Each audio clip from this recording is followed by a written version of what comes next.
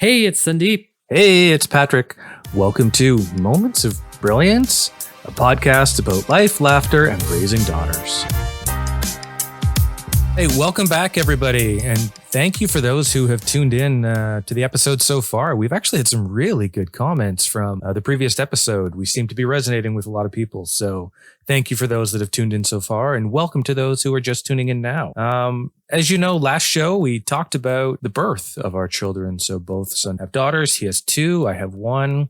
And, you know, it was an interesting time, as we learned last time. So on today's show, we're going to talk about those first few weeks, months, maybe after the birth. See what happens. Sandeep, welcome back. How have things been going? Hey, Patrick. Things have been going good. Pretty busy week. But yeah, I saw your daughter the other week at that school while I was dropping off my daughter, and I said, "Hey, have you heard your daddy's new show?" And she just stared at me and didn't answer me. And I was like, "Did he play anything for you on the computer?" And she just stared at me, and I was just like, "Oh, okay. Okay, bye. Have a good day." And she didn't move a muscle. She just looked at me, and I was just like, "Okay." I just backed away, and I'm like, "That is absolutely my daughter's MO. That look basically said, I know you. Who are you? And why are you talking to me? And what?" So no, I don't, I haven't shown her anything. I haven't, with the podcast at all. I'm not even sure she would completely get it. Maybe she would. She is a smart kid, but, that look you were getting is, that was her, "Why are you talking to me?" look. So you're welcome for that. She gets that from, she gets that from me. So she comes by it honestly. For those that listen and know my daughter and know me, that look comes by it honestly. So that's okay. That's hilarious. Yeah, it's okay. It's all right. At least you say that's a look that she knows you, but she's not going to sort of respond. I'm glad that she knows me, but I felt like in that moment, she didn't know who I was. And I was like, come on. I've seen you like 100 times. She does know you. I hate to be blunt, but she just doesn't care. I know. It's okay. It's all good. Like, I just want to see your daughter. And I think she likes your youngest daughter. Maybe more than the one that's her age. I'm not sure. Really? Well, maybe. Does she talk about her? Well, she does always make sure to mention daughter. So, but although the other night she did say, can we have Sandeep's daughter over for dinner? I miss her. Can we go there? She always wants to just go to your house. And I'm like, we can't go there uninvited. I don't think we're allowed to do that. So just show like, "Hey, we're here for dinner. Can you please cook us some food? Thanks." You guys aren't busy. So. Anyways. I know. So many little things we got to think about now, right? Absolutely.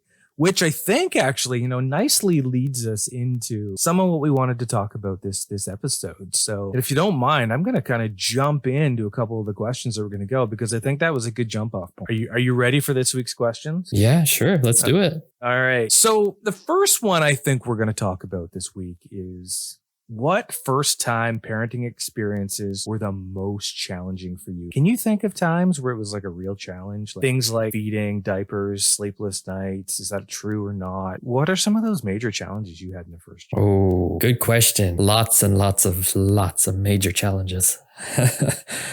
So you were saying sleepless nights. Yeah. Sleepless nights was... you think you can manage it, like as a dude, you're like, baby's coming, no worries. I could still have my workout in the morning, still come home, have breakfast, still do my thing. Well, as soon as the baby came, like your thing just like went out backseat as you were on your drive home. Yeah, it was. Didn't put the baby in the backseat and just throw it. Is that what you were saying? That's not what you're saying. No. Right? No. Okay, fair enough. No, that's good. Yeah. The sleepless nights is for real. Yeah. And anybody who likes their sleep, you feel it hard, and you just wake up constantly with these like headaches and migraines, and all you hear is like a baby crying, or, the wife saying something like, there was so many of those days. And honestly, from the moment I lost my first sleep, I still haven't got it back. And it's been probably more than 5 years now. So yeah, very challenging. Agree.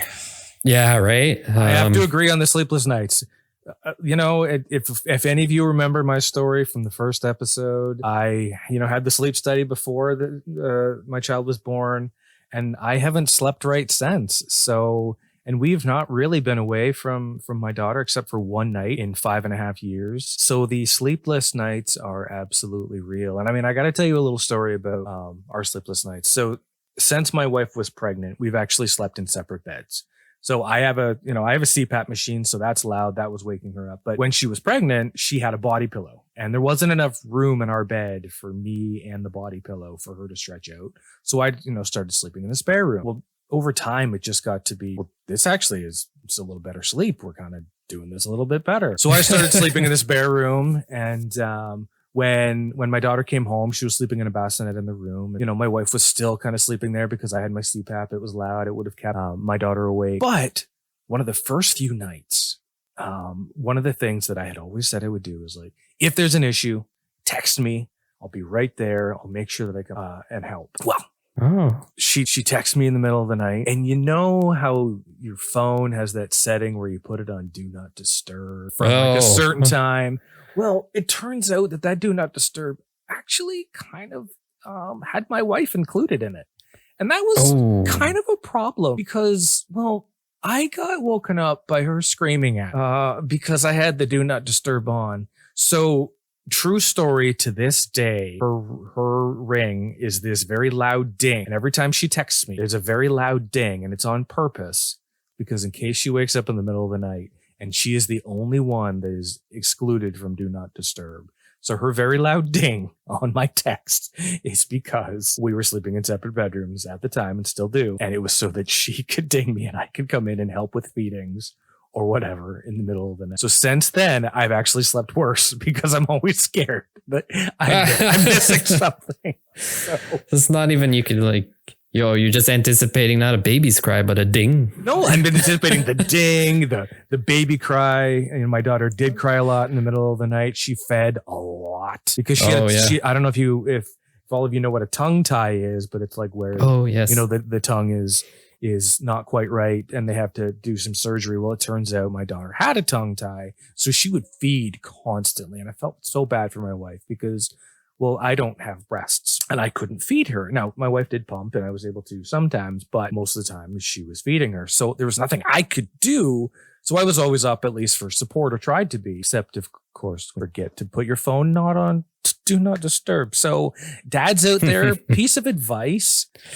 If you want to keep in your wife's good books, make sure you wake up when that feeding happens. Otherwise, she'll talk about it. And actually, my wife still does talk about it to this day. So it's one of those things. Oh, man. Yeah. Those are one of those stories I'm never living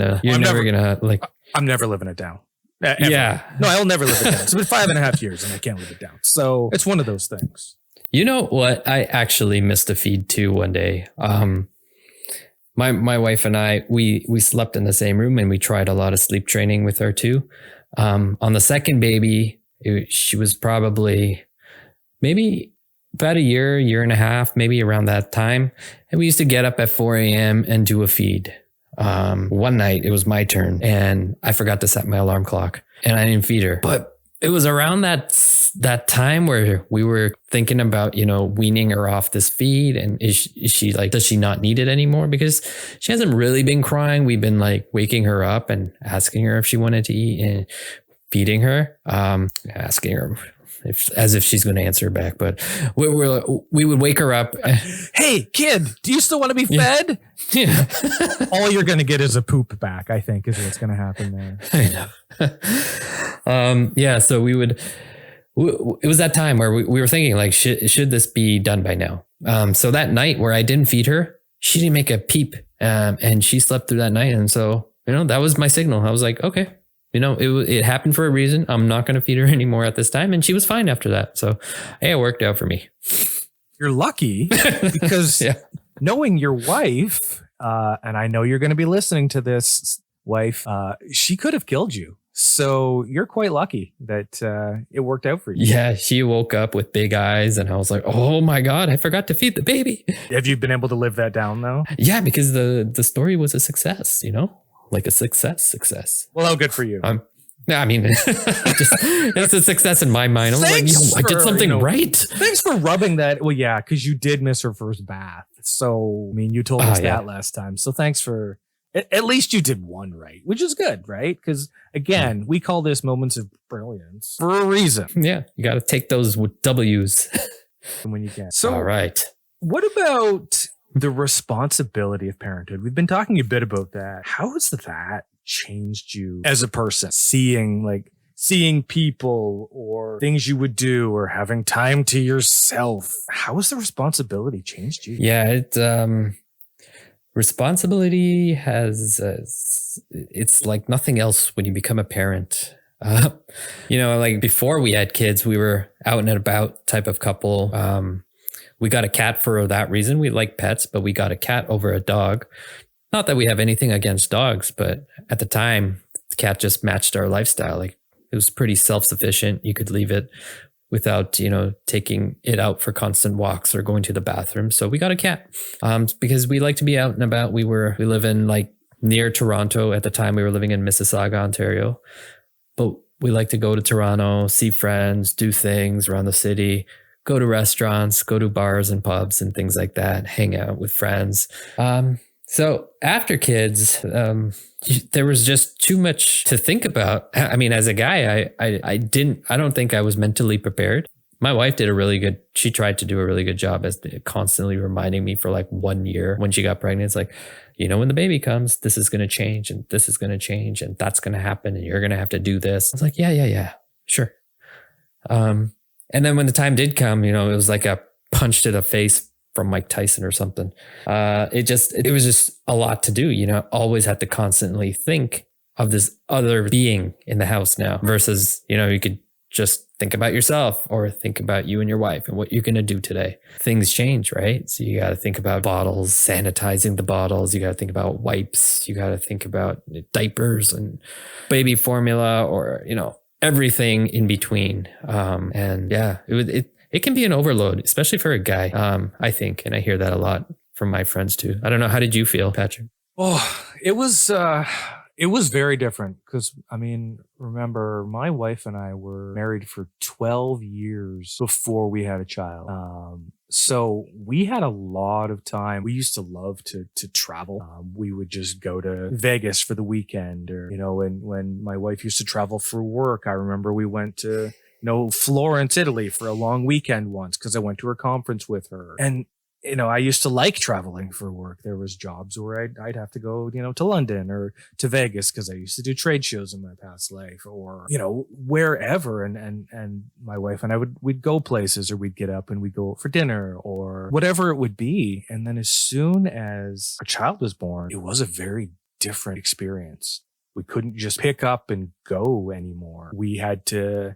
for the first year, it wasn't too bad. And actually, we had our daughter on a plane when she was 4 months old, which was great because she was free. And in the hotel, she was free. So, that was pretty awesome. But, once she hit 1, we actually took her to Hawaii for 10 days with us. And that was different because we bought a seat for her because who wants a baby on their lap for 30? And then, now we look at it and it's like, oh, we'd have to pay for her to go with us to a hotel. So it's quite expensive. We haven't really, we haven't traveled in a plane since that first year because A, it was COVID and B, it's expensive. She's a real person now. So we have to pay for her in a room. So that was just one. And that's, a very selfish sort of thing. But I think obviously some of the other responsibility is, seeing friends and family. I have one very good friend who I only see every 6 months. Not only does he live, an hour and a half away, but I feel guilty like leaving my wife for the weekend to go see him. And it's not like neither of us drank. So it's not like we go and party. We just go hang out because it's cool. It's somebody I've known for 30 years and we just like to, chat, watch movies or whatever. But I often go without my wife because it's hard to take my daughter. He doesn't have enough rooms. Obviously she likes what she likes and he has a son, but he's older. So lots of different stuff there. So certainly just being able to pick up and go. But I think that one of the biggest ones, which is going to sound funny, is I'm kind of one who likes to on time or early. And when I want to go, I want to go. And you can't just pick up a 1-year-old or a 2-year-old or a 3-year-old or even a 5-year-old and say, all right, let's go. We're going. It requires so much preparation and I get so much preparation and I get so frustrated just because I'm like, okay, it's time to go. We got to go to this store. We have to go to this place. And sometimes I just want to get up and go. I just let me go already. I just want to go. And we can't do that. So for me, it's been trying to, and this is life lesson for everybody today, is patience. You have to have so much. And if it means walking away for a minute or, giving that child time to just vent it out, you have to do it. And that's something that my wife has been teaching me quite a bit, is just let her go, have her moment. It'll take way less time than if you're trying to force her. Because there's times where I tried to force her into her car seat, and that works out way worse than just giving her a moment, or, you taking a moment and just breathing, just going. Sometimes I go into the bathroom. I'm not actually doing anything in there, but I'll go in, close the door, and just breathe. So nobody's bothering me, just so I'm like taking that breath and just giving it a moment. So there you go. There's a lesson out of today for you from all of this. Yeah, and honestly, it sounds crazy, but like we all need, like all guys need their little, like their little type of support system or system or something that works for them. If it's not like, if something they can do by themselves, they can like call somebody up and just have a conversation. It's therapy. I think we all need it as guys. Well, and and you say that, and I am not afraid to admit this, but I actually go to a therapist. I have been for 7 years. Oh, and do you? That's been for anxiety, but she is actually a trained, child psychologist as well. So it has been wonderful actually having perfect a for real you. professional who I've been able to talk to for the last, she was there before my child was born, and she's been there after. She gives me so much good advice on just being able to deal with situations, because she can get behind the psychology and just give me really good advice. So having that, so don't be afraid to admit if something is bothering you. I know a lot of guys out there, and I have a lot of friends or acquaintances that would never go see a therapist. It's not what guys do. We don't go see therapists. Frankly, I don't mind. I had to. I had a lot of anxiety issues, and she's been not only wonderful for that side, but helping work with my child. And we'll get into some how I was parented and how Sandeep was parented in further episodes, but certainly it shapes, and certainly I wanted to change how I was parented so I didn't parent myself. That's nice. And yeah, I believe in mental health too. And the way to mental health is through conversations. I feel like a big part of it. And so like, that's good for you. Good taking care of yourself, Patrick. Thank you. So I think, obviously there was lots that first year and that first bit. So Sandeep, what was the most surprising thing you learned about yourself as a father that first year? What'd you learn? Yeah. So the most surprising thing I learned as a father was, it really changed. So I guess this is a father and a husband sort of answer. It sort of really changed the relationship that you had with your wife, because you are now a father. So like, you think things are going to remain the same and you hope to, because, you married a person for certain qualities, features, values, beliefs, and all that. And that it does stay the same. However, there's another layer to it, and the baby is the other layer. And there's just so much more other attention that baby needs, and from both of you. So it really shifts the focus from just two people, and now it's three. So the attention goes down for you and for your wife. And you just have to find different ways to rekindle and make time for each other. And it's really, really important that you do. Otherwise, you will start to feel like you're just two roommates taking care of another kid. And so I think that was a really hard lesson for me to learn, but a really quick one to fix, where you just find different ways of spending time together, and, doing things alone and doing things as a family, and just finding that new balance. How about you, Patrick? That is definitely a tough one. I think, one of the things you said is, almost not being first.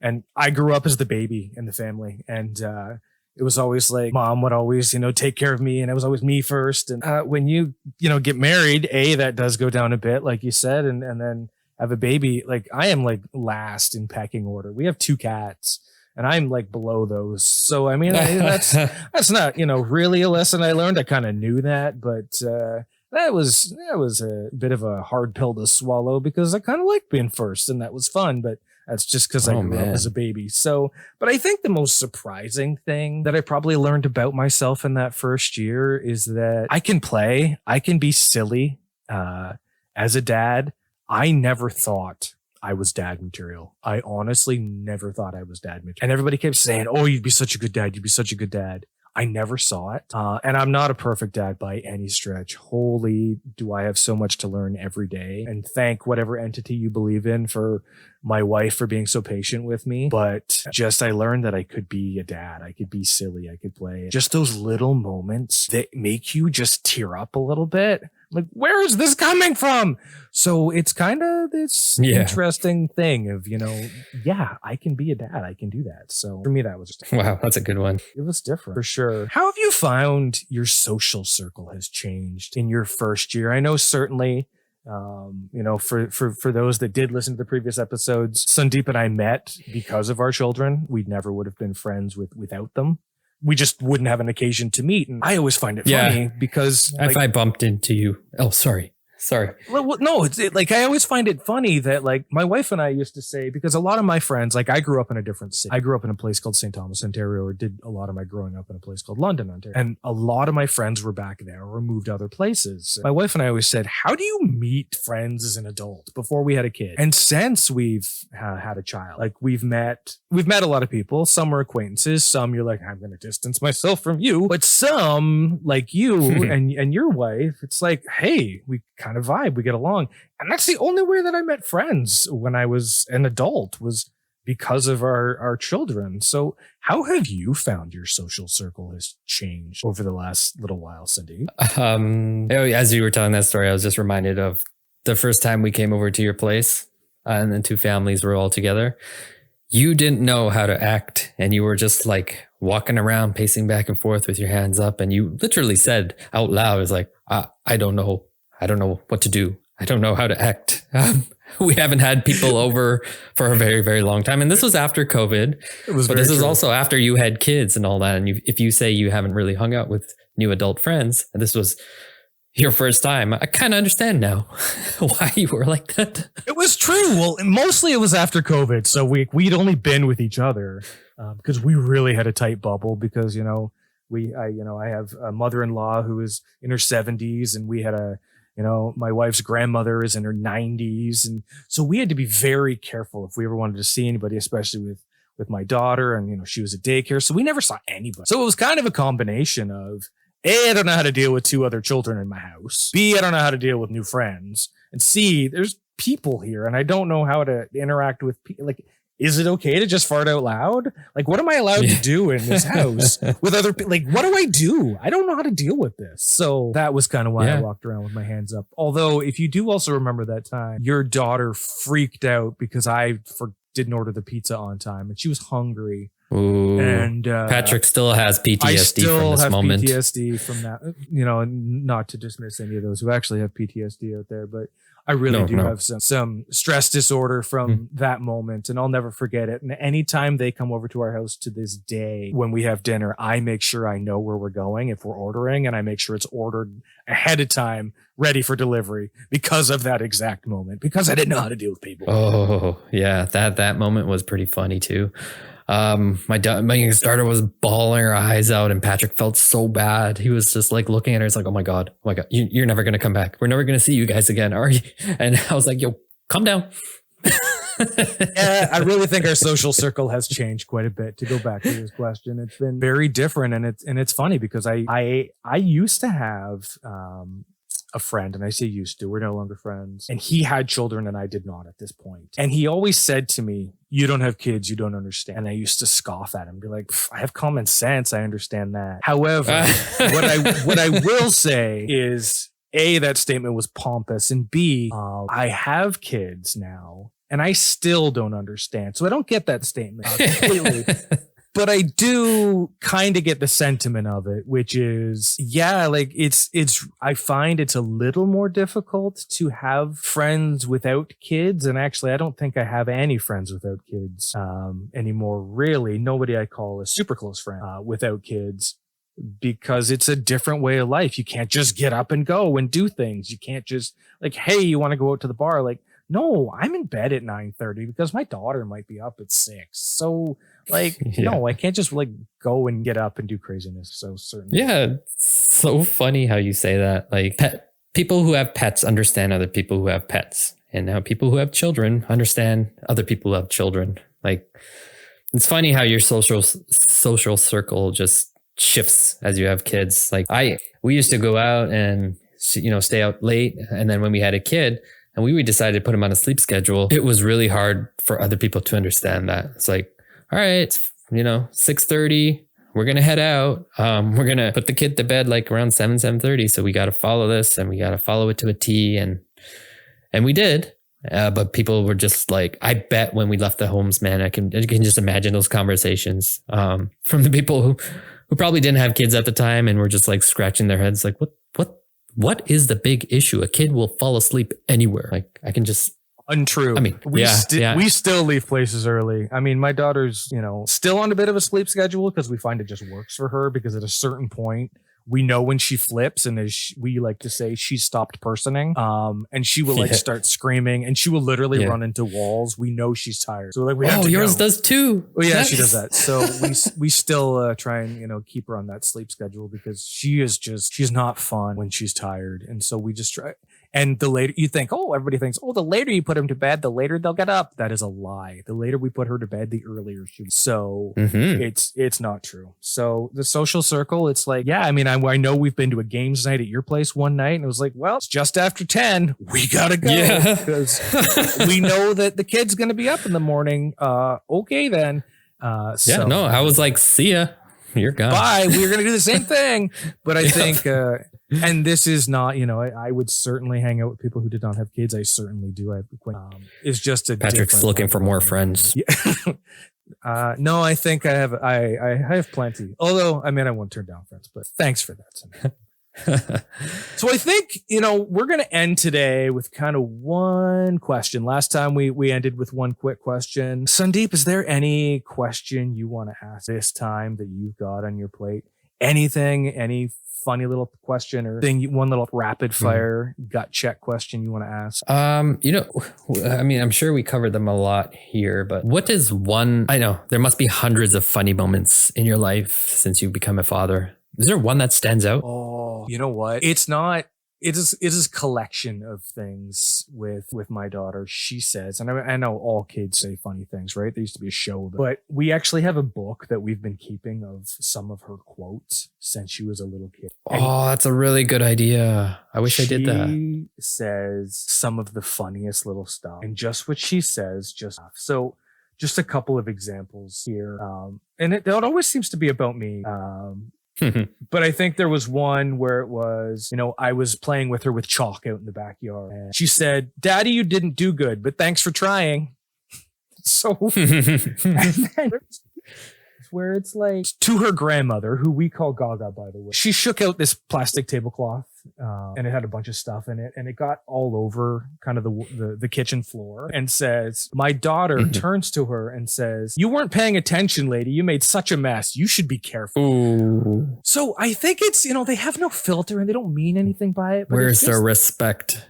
It's just those little quotes are probably the funny moments, because that's when you just look at each other. Like my wife and I will just look at each other and we will crack up laughing, and we try not to do it in front of her, especially if it's something she's not supposed to be saying, but you just can't help it. And sometimes you just need to just laugh. And those are those little moments over the last, in the first year, they say some, especially obviously after she was first talking, and not especially after she was first talking, she couldn't say certain words. So banana for the first 2 years was no, because she couldn't say banana. So it's just little things like that, I think, were some of the fun. Yeah, it's really interesting you bring that up, man. Those quotes, that was a really good idea. I wish I did that. There was this one thing my daughter had us just for a couple of months, and I'm like, she's going to continue with this and we're going to have so much fun with this word, but she stopped and just sort of faded away. And she's like, "Dad, we don't say that anymore."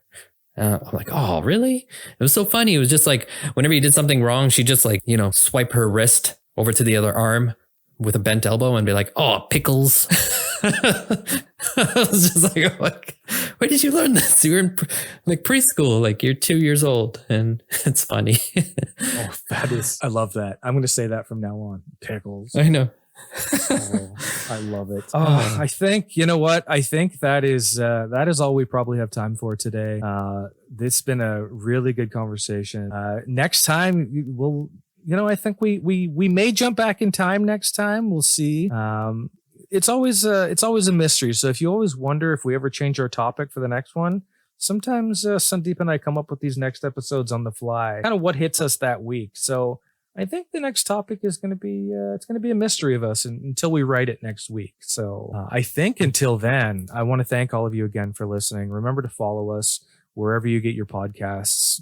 Check out our YouTube channel, Moments of Brilliance, and we have a Facebook page up also now. We have a Facebook page. Look at that. Sandeep setting up stuff. He's doing things. He is the editor. There's an Instagram channel. We have everything. Look, things I didn't even know. Sandeep is the man on this. He's the editor, the producer. So I'm just really here I'm just here to sit here and be a voice on the other end is kind of my job with this. But I think with that, Sandeep, we will say goodbye and thank you. And hopefully you will tune in next time. Thank you for listening. See you next time.